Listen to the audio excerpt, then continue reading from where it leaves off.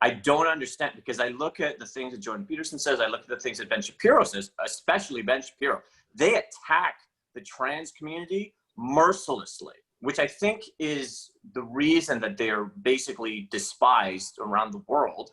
And if you look at what they're saying about that community, it's, you know, I can understand why they're despised, because they're saying very disgusting things.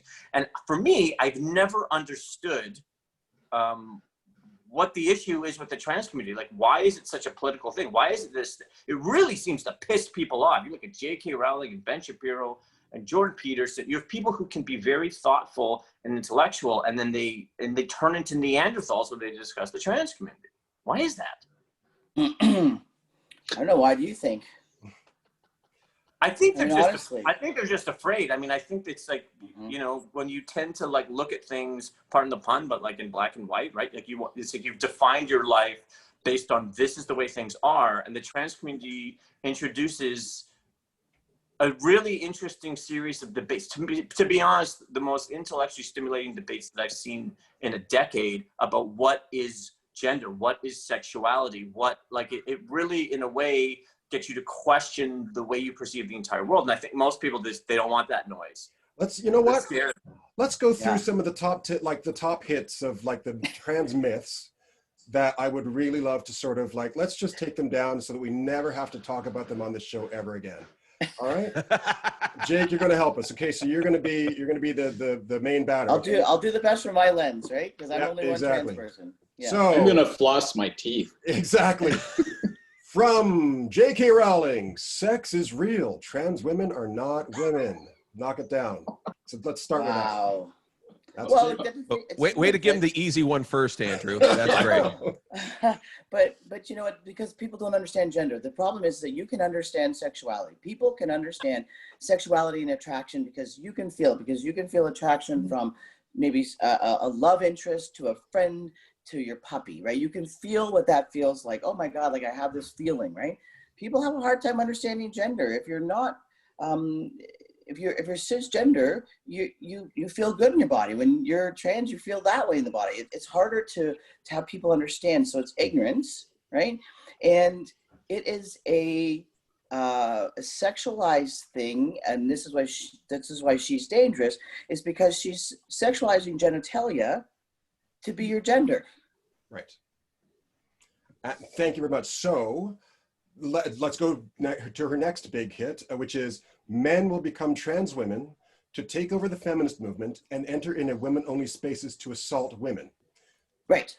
Yeah, perfect. Take that one down. So in her big long letter, I don't know if you wrote that the rebuttal that she wrote, right? So we clearly see that she has a wounded soul from having at some point in time had some trauma, right? And I'm going to say probably at the hands of a male identified person. She is worried about misogyny, which is, I mean, not something uncommon and shouldn't be worried about in this world, but she puts that all together. And so what she's saying is that a man who then is going to take over in a misogynistic way into a feminine space by becoming a trans person, right? Which you don't become a trans person, you are a trans person.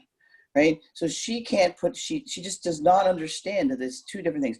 And just so you know, there's really, really no records of vast majority of men dressing up as women to hurt other women, right? It's a myth, absolutely. But except the problem is she's so dangerous, she wrote about it in her book, which then perpetuates that myth. Yeah, the thing I get it. Sorry, go ahead. The thing that gets me about this, and I guess it goes back to Bobby's point about the intelligence of certain folk. I've always believed that intelligence is overrated and limited to specific zones. If you look at the history, and this is because it's personal for me, the history of racism coming from a Western perspective. Right, and how some of the most considered, culturally brilliant scientists of the 1800s came up with race theories that were fundamentally insane. But these individuals were considered, icons of brilliance. And I don't see why that would change now. Yeah. I have seen with so many of my gay friends have a huge issue with the trans community.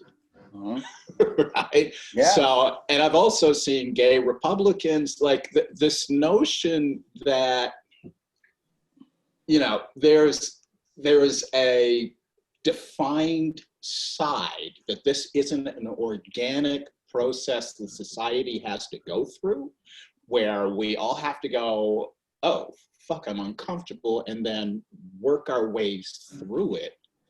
Right? The way so many, you know, white Southerners in the 60s have had to work through some of their shit. Certainly not all. I agree. And I really want to get through these list of myths because I really want to make sure. No, because these are myths that really somebody's got to, and I just want to get through the ones I have here because. And we have a hard out at noon. Yeah, we have a hard out at noon. But also, too, these are things that people think that they have to be challenged. Another myth, there's no reasoning with trans people. J.K. Rowling is the victim of a violent trans lobby who want to destroy people's careers and incite violence. We're going to address that, really? Like, are you kidding me? Like, listen, so here's the deal. I absolutely do not agree with this, RIP J.K. Rowling. I am not for that. That's not okay. What I say is, like, why are we paying attention to her, right? Yeah. We are not going to change her mind, right? We're just not. She is who she is, but what we need to do now is we need to go back and we need to support the trans community, right? Yeah. Support rather than give her more voice. What I just want to ask, is the trans community Masons? Are they Masons? No, they're not Masons. No, of course not. Actually, that's a good question, because my dad's a Mason, and I said to him, now, yeah, I have a complicated life. It's interesting. So, because I'm male, can I join the Masons?